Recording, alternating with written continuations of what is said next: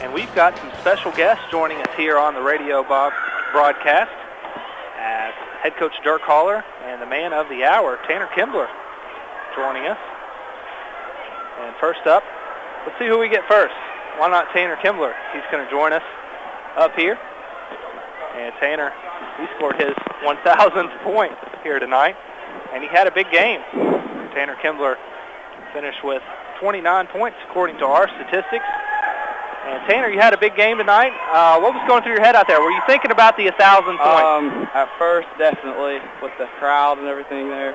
I was for sure thinking about it. What was going through your head? I mean, did you know that you were close to getting the 1,000 points? Oh, yeah. By the time everybody walked in here with all the signs, I saw it. I knew that I was close. I didn't know how many though, so I had no idea. Did you know when you hit that three that you had a chance on the free throw to make it the 1,000? I had no, well, kind of, because the cheer block and all the fans were crazy, so I kind of figured it out.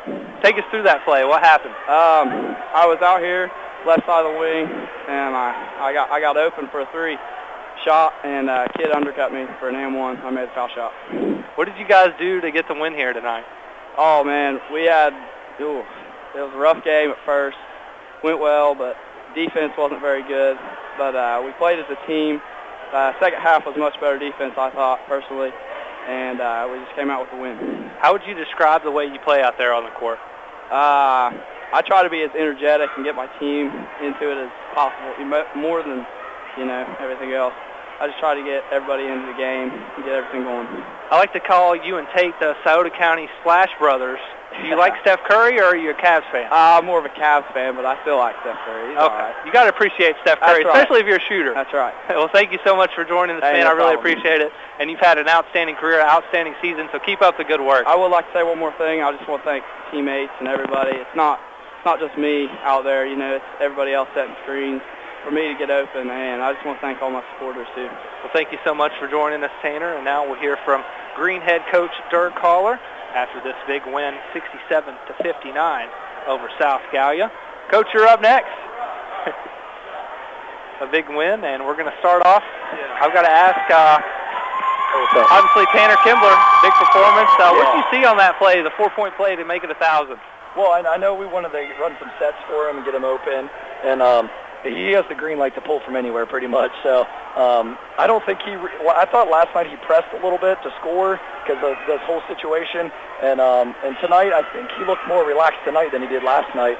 So I was just trying to run him off some screens to get him open, to get that 15 points, get it out of the way so we can relax the rest of the game.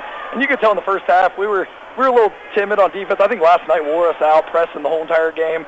And I think that was a big effect on us. But, I actually was turned and talking to somebody, and I looked back, and I saw him let it fly. And then I was getting ready to jump up and yell, he got fouled. But, they already called it. So when he hit it, I was like, oh, that's awesome. And our scorekeeper, Jerm, or the guy that keeps the clock, was like, he's got to hit this free throw. Because that's the perfect timing to end it, is on a free throw. And, because the game's already stopped and everything. So, yeah, it's pretty special. And, man, I love that kid to death. I started him as a freshman, and I know how good he was, and just seeing him develop the past 3 years is amazing. He works hard. He's a leader, and I noticed this year as a junior, he's more vocal with the teammates and everything, and he's just a great kid, polite. Everybody loves him. My kid loves him, and for that to happen to somebody like that, that's special. I mean, he deserves it. That kid, he shoots. His dad probably is going to have him go home and shoot tonight too. But he's a special kid. He does everything, and I think this year he's became a complete basketball player, shooting, defense, rebounding.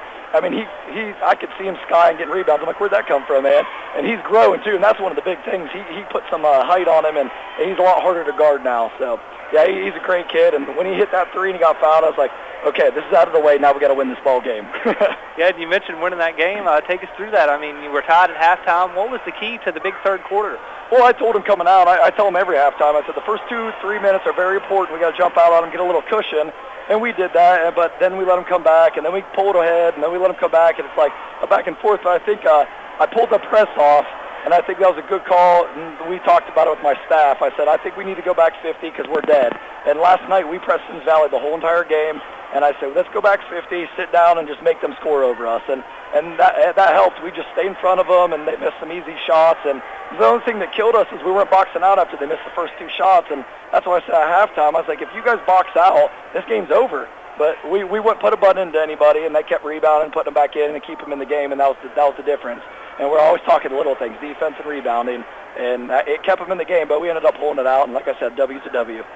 What's next for you guys as far as conference play? We got Notre Dame on Tuesday, and I know Tiny will have them ready. I mean, I'm good friends with Tiny, and I'm sure he's going to have some things ready for us, mix it up a little bit. And then we got Adam Benton at Clay. We're home, actually, both games, which is kind of nice, but I'm a little worried about Clay. I mean, they've improved. Last time we played them, they didn't have two of their guards. And Adam actually called me today and said, I heard what you said on the radio about me. Just giving me a hard time. And he's a great guy. He's one of my favorite coaches. And, so he'll be ready for me, and Tiny will be ready for me. So we got two tough ones coming up. And I told my assistant, I said, we don't have any more cupcakes games anymore. I know we're talented enough, and we can run and shoot and score. But if we don't play defense and rebound, it's going to be hard to win. And tonight, I mean, we pulled it out, but we didn't play defense in the first half or rebound. Last question for you. We were talking before the game. You're a Browns fan. Who are they going to draft first overall? Who knows? They'll probably trade back and pick up Johnny Manziel off a free agency, man. I don't know what they'll do. Did you see? There's a parade today for going to 16. I mean, it's not like they're throwing salt in the wound, man. At least they're embracing it. Yeah, exactly. So, I hope we have one good draft. So, at least we'll get the 5th pick next year. Well, hey, Coach, thanks so much for joining us, and congratulations on the win tonight.